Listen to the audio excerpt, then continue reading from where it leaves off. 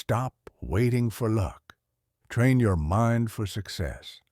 They told you to wait, to be patient, to hope that one day something would change, that luck would find you, that opportunity would knock, that the world would finally notice your effort and reward your endurance. And so, you waited. You waited in quiet frustration. You waited while days blurred into weeks, while weeks hardened into years, while potential slowly turned into regret. But here is the truth that has never been taught loudly enough. Luck is not something that happens to you. Luck is something you manufacture through the conditioning of your mind. And the moment you stop waiting for it, you step into your power. Every generation produces dreamers who sit on the sidelines, staring at the lives of others, calling their success fortunate so they don't have to confront their own hesitation. They call it luck because that word is comforting. Luck removes responsibility. Luck suggests randomness. Luck implies that effort is optional and outcomes are arbitrary. But the men and women who shape history know better. Edison did not stumble into light. Carnegie did not accidentally build steel empires. Ford did not get lucky with assembly lines. They trained their minds to see what others could not, to persist where others retreated, to act while others waited for permission. The world does not reward waiting. It rewards readiness.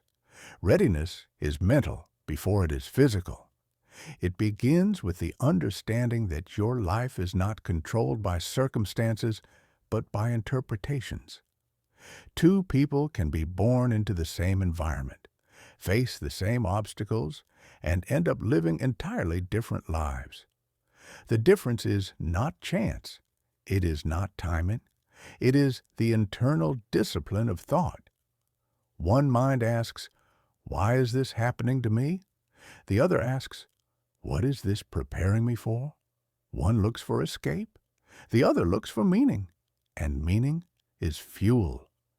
Your mind is the most powerful instrument you will ever own, yet most people leave it untrained, exposed, undirected. They allow fear to program it, doubt to dominate it, and the opinions of others to overwrite their own vision. An untrained mind becomes a battlefield where excuses win wars and potential retreats quietly. A trained mind becomes a command center. It issues orders. It sets standards. It decides in advance who you will be long before the world agrees. You were never meant to live reactively. You were meant to live deliberately. And deliberation begins with belief, not shallow optimism, not temporary confidence, but a rooted conviction that you are capable of growth beyond your current identity. Belief is the soil.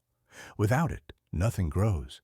With it, even the most barren circumstances can produce life. Napoleon Hill understood this when he wrote that whatever the mind can conceive and believe, it can achieve, not because the universe is magical, but because belief alters behavior, and behavior alters results. When you believe deeply, you move differently. You stand differently. You speak with intention instead of apology. You stop asking for permission to pursue your own destiny. Most people sabotage themselves not because they lack ability, but because they lack self-trust. They hesitate at the threshold of opportunity because they have rehearsed failure more than success. They have visualized disappointment so vividly that achievement feels foreign. The mind clings to what it knows, even when what it knows is pain. Training the mind means interrupting that pattern. It means refusing to let yesterday's limitations dictate tomorrow's actions. It means choosing thoughts with the same discipline you choose actions. Every thought you repeat becomes a habit. Every habit becomes a direction. And every direction, followed long enough, becomes a destiny. Clarity sharpens this process.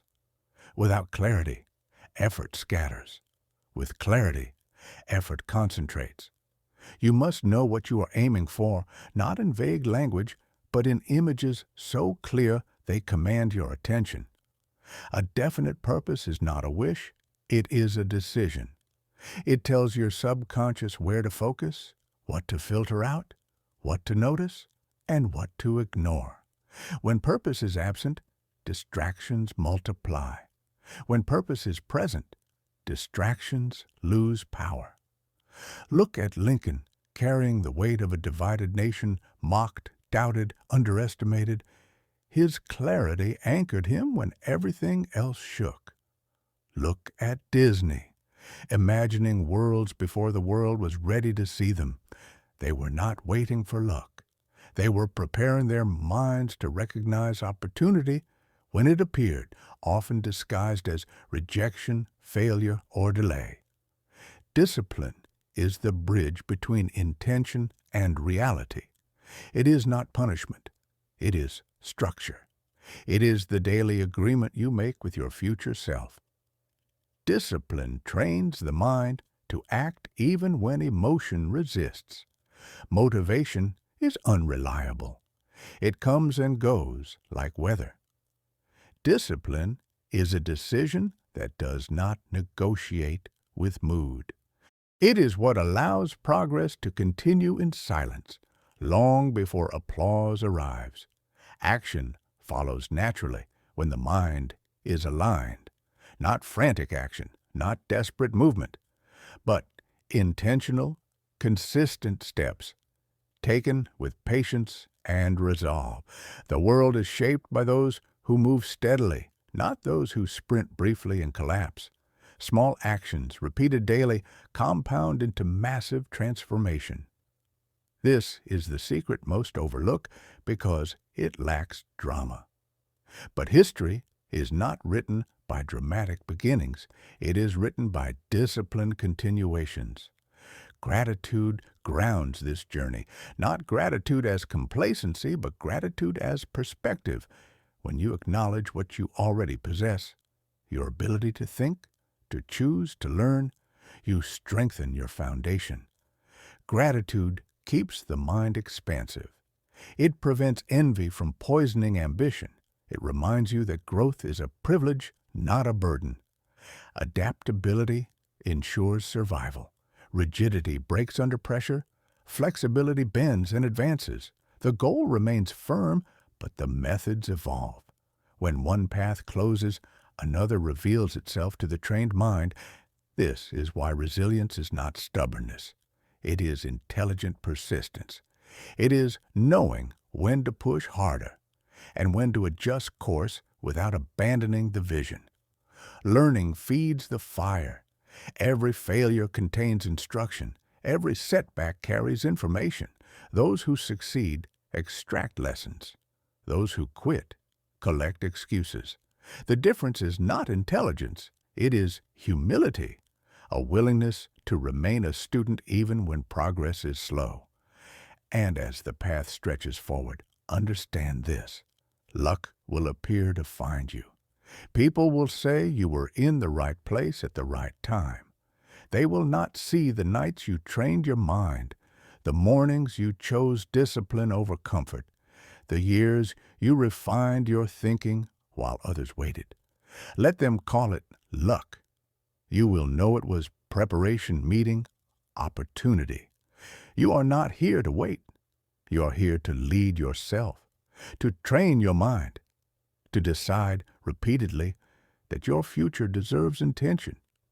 And when that decision becomes habit, when thought aligns with action and purpose fuels persistence, success stops being a question of chance and becomes a matter of time.